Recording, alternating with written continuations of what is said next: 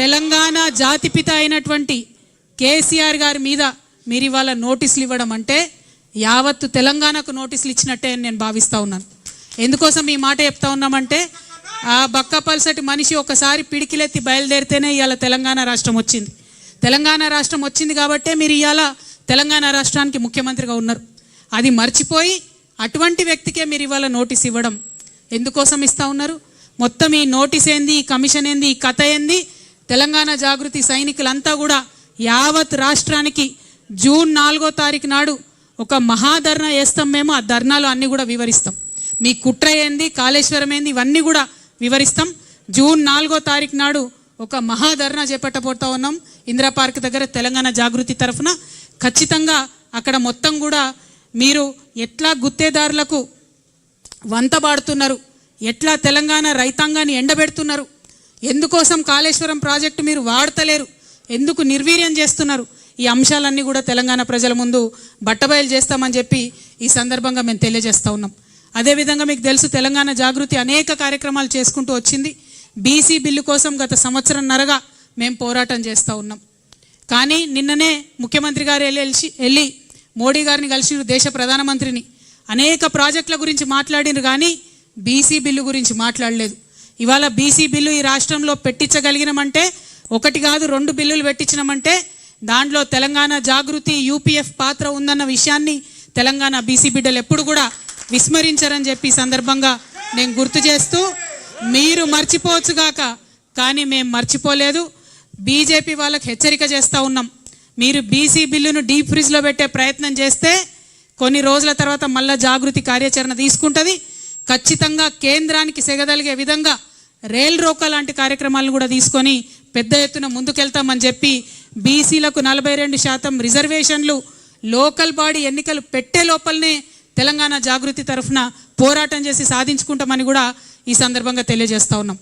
అట్లానే తెలంగాణ మహిళలకు మీరు ప్రామిస్ చేసినటువంటి 2500 రూపాయలు ఏదైతే ఉందో అది సాధించే వరకు కూడా తెలంగాణ జాగృతి విశ్రమించకుండా కూడా పోరాటం చేస్తుందని ఈ సందర్భంగా తెలియజేస్తున్నాం.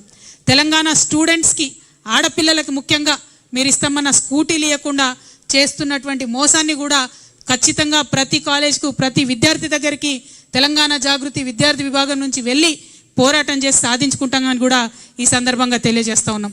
తెలంగాణ జాగృతి నుండి మైనారిటీ హక్కుల కోసం కూడా పెద్ద ఎత్తున ఉద్యమం చేస్తాం.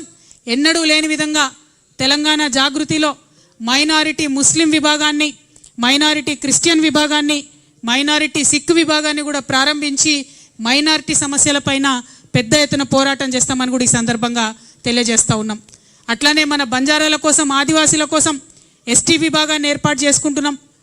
మేము గత 13 ఏళ్ల కింద తెలంగాణ జాగృతి నుంచి ఉద్యమించి పోరాటం చేస్తేనే ఇవాళ అసెంబ్లీలో అంబేద్కర్ బొమ్మ అక్కడ నిలబడి ఉన్నది. తెలంగాణ జాగృతికి దళిత బిడ్డలకు చాలా అవినాభావ సంబంధం ఉన్నది. అందుకే సపరేట్గా ఒక ఎస్సీ విభాగాన్ని కూడా ఏర్పాటు చేసి దళితులకు ఉండేటటువంటి సమస్యల మీద పోరాటం చేస్తామని ఈ సందర్భంగా నిర్ణయం తీసుకుంటా ఉన్నాం. అదేవిధంగా మరి అనేకమైన అంశాలు మేము పనిచేస్తూ వచ్చినాం, ఇక ముందు కూడా పనిచేస్తాం. మేము పనిచేస్తుంటే ఓర్వలేనటువంటి కొంతమంది మరి చాలా మాటలు మాట్లాడుతూ ఉన్నారు. వారందరి ఆశల్ని అడియాశలు చేస్తూ నేను ఇవాళ ఒక ప్రకటన చేస్తూ ఉన్నాను. కేసీఆర్ గారికి 2 కళ్ళలాగా ఒక కన్ను బీఆర్ఎస్ అయితే ఇంకో కన్ను జాగృతి అయి నిలబడుతుందని చెప్పి ఈ సందర్భంగా మేము తెలియజేస్తూ ఉన్నాం. కేసీఆర్ గారి మీద ఈగ వాలితే కూడా ఊరుకోము. రేవంత్ రెడ్డి గారు ఆనాడే మీరు గన్ను పట్టుకొని ఉద్యమకారుల మీదకి పోతే మిమ్మల్ని చుక్కలు చూపించినాం. భయపడి తెలంగాణలో తిరగలేక మీరు గన్ను పట్టుకొని ఆనాడు తిరిగినరు.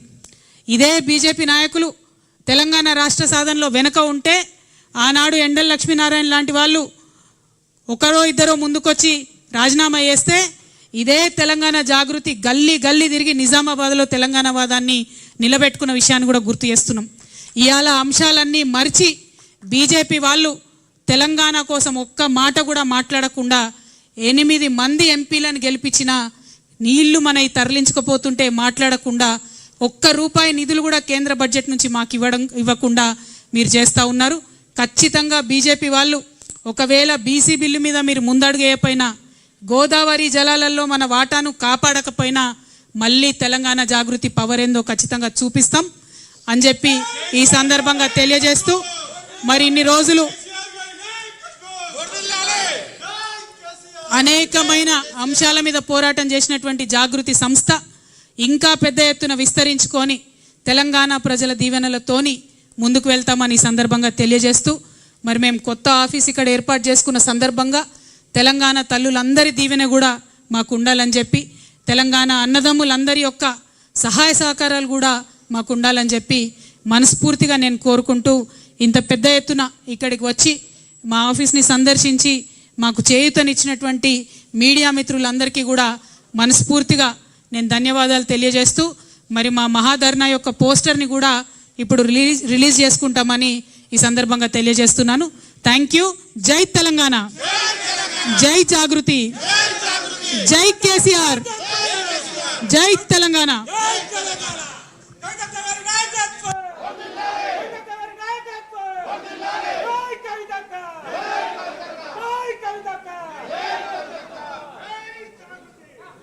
తెలంగాణ రాష్ట్ర అవసరాన్ని, ఏర్పాటును గుర్తించి ముందుకు వచ్చి తెలంగాణ ఉద్యమంలో పాల్గొనడం జరిగింది. ఎప్పుడైతే యుఎస్ఏ నుండి ఇండియాకు వచ్చామో ప్రొఫెసర్ జయశంకర్ గారితో ఇంటరాక్షన్ ఏర్పడ్డ తర్వాత వారు మాకు ఆనాడు ఒక డైరెక్షన్ ఇచ్చిండ్రు. రాజకీయ రంగంలో కేసీఆర్ గారు అద్భుతంగా తెలంగాణ ప్రజలకు కావాల్సినటువంటి అంశాలన్నీ కూడా వివరిస్తూ ఉన్నారు, ముందుకు తీసుకెళ్తూ ఉన్నారు. ఇంకొక పక్క సాంస్కృతికంగా వెనుక పడేయబడ్డటువంటి మన ప్రాంతానికి సంబంధించి మాట్లాడాల్సినటువంటి అంశాలు చాలా ఉన్నాయి. ఒక పక్క రచయితలు మాట్లాడుతున్నారు, ఇంకొక పక్క గాయకులు ధూమ్ధామ్ పేరుతో విజృంభిస్తున్నారు. అయినప్పటికీ there is some gap, there is some space, you should think to fill that space అని ప్రొఫెసర్ జయశంకర్ గారు నాకు ఆనాడు దిశానిర్దేశం చేసినటువంటి సందర్భంలో మరి తెలంగాణ జాగృతి అనేటటువంటి సంస్థ ఊపిరి పోసుకోవడం జరిగింది. తెలంగాణ జాగృతి అని పేరు పెడుతున్నామంటే ఆనాడు చాలామంది మేధావులు అసలు తెలంగాణ పేరు లేకుండా పెట్టండి, తెలంగాణ జాగృతి అనగానే మిమ్మల్ని వెంటనే తొక్కేస్తారని కూడా ఆనాడు అనేక మంది చెప్పిండ్రు. అంత పెద్ద ఎత్తున ఆంధ్ర పాలకుల యొక్క వివక్ష ఉన్నటువంటి సందర్భం అయినా సరే తెలంగాణ జాగృతి పేరు పెట్టుకునే ముందుకెళ్తామని చెప్పి తెలంగాణ జాగృతి పేరు పెట్టి మరి సంస్థని ఇన్ని రోజులు కూడా చాలా అద్భుతంగా నడిపించుకున్నామని చెప్పి నేను భావిస్తూ ఉన్నాను. మరి ఇవాళ ఇన్ని సంవత్సరాల తర్వాత మాకు హైదరాబాద్లో ఎప్పుడు కూడా అశోక్ నగర్లో ఆఫీస్ ఉండేది. ఇవాళ అశోక్ నగర్ నుంచి ఆఫీస్ని మేము బంజారా హిల్స్కి షిఫ్ట్ చేసుకోవడం జరిగింది. ఇక్కడ నుంచి లాంగ్ లీజ్ తీసుకున్నాం మరి ఇక్కడ, కాబట్టి చాలా రోజులు ఇక్కడ మా ఆఫీసు స్థిరంగా మీ అందరి ఆశీర్వాదంతో, తెలంగాణ ప్రజల ఆశీర్వాదంతో నిలబడి ఉంటుందని చెప్పి నేను మనస్ఫూర్తిగా భావిస్తూ ఉన్నాను. మరి ఇన్ని సంవత్సరాల ఈ ప్రయాణంలో అనేక మంది కలిసి వచ్చిండ్రు, అనేక మంది ఆశీర్వాదాలు ఇచ్చి పనిచేసిండ్రు, అనేక మంది కలిసి పనిచేసిండ్రు, చాలామంది అడ్వైజర్స్ ఇచ్చి సలహాలు సూచనలు ఇచ్చి ముందుకు తీసుకెళ్ళిండ్రు. వారందరికీ కూడా మనస్ఫూర్తిగా ఉద్యమాభివందనాలు తెలియజేస్తూ ఉన్నాను. మరి మీ అందరికీ కూడా తెలిసినటువంటి విషయమే, కేసీఆర్ గారు తెలంగాణ రాష్ట్రం సాధించిన తర్వాత, తెలంగాణ రాష్ట్రం ఏర్పడ్డ తర్వాత అద్భుతంగా తెలంగాణ సోయితోని పరిపాలన జరిగింది. మేము తెలంగాణ జాగృతి సాంస్కృతిక రంగంలో ఏ చిన్న కార్యక్రమం అడిగినా, ఏ చిన్న అంశం డిమాండ్ చేసినా మాకు నిమిషాలలో జీవో వచ్చినటువంటి సందర్భం. చాకలి ఐలమ్మ గారిది ఉదాహరణకు అధికారికంగా చేయాలి అంటే ఒకటే సెకండ్లో జీవో వచ్చినటువంటి సందర్భం. మిషన్ భగీరథకు సగరుల ఆరాధ్య దైవమైనటువంటి భగీరథ పేరు పెట్టడం అన్నది మేము అడగకుండానే కేసీఆర్ గారు మాకు ఇచ్చినటువంటి వరం. అట్లా ఏ ఒక్క అంశం తీసుకున్నా సేవాలాల్ మహారాజ్ యొక్క జయంతి అఫీషియల్గా ప్రభుత్వం నుంచి చేసిన ఏకైక ప్రభుత్వం కేసీఆర్ గారి ప్రభుత్వం భారతదేశంలో. అట్లా ప్రతి ఒక్కరిని కూడా ముందుకు తీసుకెళ్ళి అద్భుతంగా పరిపాలన చేసినటువంటి కేసీఆర్ గారు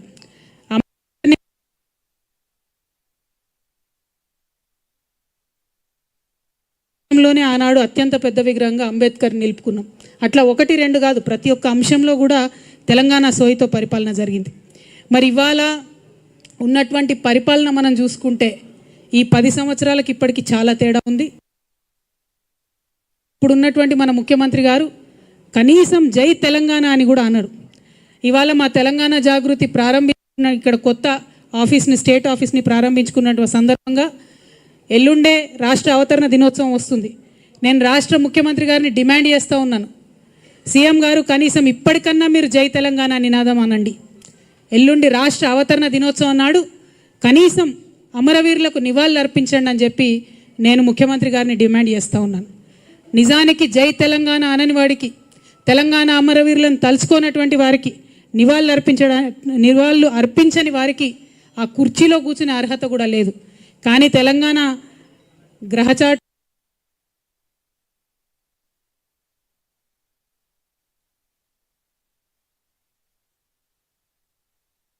మేము డిమాండ్ చేస్తూ ఉన్నాం, ఖచ్చితంగా రాష్ట్ర అవతరణ దినోత్సవం నాడన్నా వారు జై తెలంగాణ అనాలని చెప్పి, అమరవీరులకు నివాళులు అర్పించాలని చెప్పి మేము డిమాండ్ చేస్తూ ఉన్నాం. అదేవిధంగా జూన్ 2వ తారీఖు నాడు మరి కాంగ్రెస్ ప్రభుత్వం ప్రకటించింది, రాజీవ్ యువ వికాసం అనే పేరుతోని పథకం తీసుకొస్తామని పేపర్లలో నేను చదివిన. రాజీవ్ గాంధీకి మాకేం సంబంధం అండి? తెలంగాణ రాష్ట్రానికి రాజీవ్ గాంధీ గారికి ఏం సంబంధం? నేను ముఖ్యమంత్రి గారిని డిమాండ్ చేస్తూ ఉన్నా, తెలంగాణ యువకుల కోసం చేపట్టేటటువంటి పథకానికి మీరు ఖచ్చితంగా తెలంగాణ వాదుల పేరు పెట్టాలి. తెలంగాణ రాష్ట్రం ఏర్పడడం కోసం ప్రాణత్యాగం చేసినటువంటి శ్రీకాంతాచారి పేరు పెట్టండి, యాదిరెడ్డి పేరు పెట్టండి, లేకపోతే మహానుభావుడు కాళోజీ పేరు పెట్టండి, కొండా లక్ష్మణ్ బాపూజీ గారి పేరు పెట్టండి, దొడ్డి కొమరయ్య పేరు పెట్టండి, లేదంటే పివి నరసింహారావు గారు మీ కాంగ్రెస్ పార్టీ నుంచే దేశ ప్రధానిగా ఉన్నటువంటి పివి గారి పేరన్న పెట్టి ఆ కార్యక్రమాన్ని ప్రారంభించాలని మేము డిమాండ్ చేస్తూ ఉన్నాం.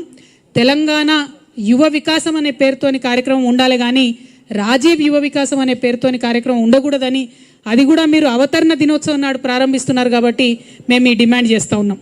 అదేవిధంగా తెలంగాణ రాష్ట్ర ఏర్పాటులో ఏమాత్రం భాగస్వామ్యం లేనటువంటి అనేక అంశాలను ముఖ్యమంత్రి గారు ప్రతిపాదిస్తున్నారు, కానీ తెలంగాణ రాష్ట్రం యొక్క నీళ్లు తరలించుకొని పోతూ ఉంటే మాట్లాడలేనటువంటి పరిస్థితి ముఖ్యమంత్రిది ఉన్నది. ఎందుకోసం అంటే అక్కడ చంద్రబాబు నాయుడు గారు నదుల అనుసంధానం పేరుతోని బనకచెర్ల రిజర్వాయర్ కడతా ఉన్నాం, మేము పెద్ద బ్యారేజ్ కట్టుకుంటాం, 200 TMC నీళ్లు తీసుకుపోతామంటే కూడా ముఖ్యమంత్రి గారు ఏమీ కూడా అనలేనటువంటి పరిస్థితి ఉన్నది. ఎందుకోసం ఇంత వీక్నెస్ ఉన్నది మీకు? ఎందుకు ఇంత అసక్తత ఉన్నది? ఎందుకు తెలంగాణ ప్రజల కోసం మీరు పనిచేస్తలేరు? పక్క రాష్ట్రం ప్రయోజనాల కోసం మీరు ఎందుకు పనిచేస్తూ ఉన్నారు? ఆనాడు కేసీఆర్ గారు ముఖ్యమంత్రిగా ఉన్నప్పుడు రివర్ లింకింగ్ ప్రాజెక్ట్ ఏదైతే కేంద్ర ప్రభుత్వం ప్రతిపాదించిందో దాన్ని ఖచ్చితంగా తుపాకులగూడెం బ్యారేజ్ దగ్గర నుండి ప్రారంభించాలని కేసీఆర్ గారు ప్రతిపాదించారు. కానీ ఆనాడు కేంద్రం ఒప్పుకోలే, మేము ఇచ్చంపల్లి దగ్గర పెడతాం రివర్ లింకేజ్ అని చెప్పడం జరిగింది. మరి ఇవాళ ఏ మీటింగ్ కాలేదు, ఏ అపెక్స్ కౌన్సిల్ కలవలేదు.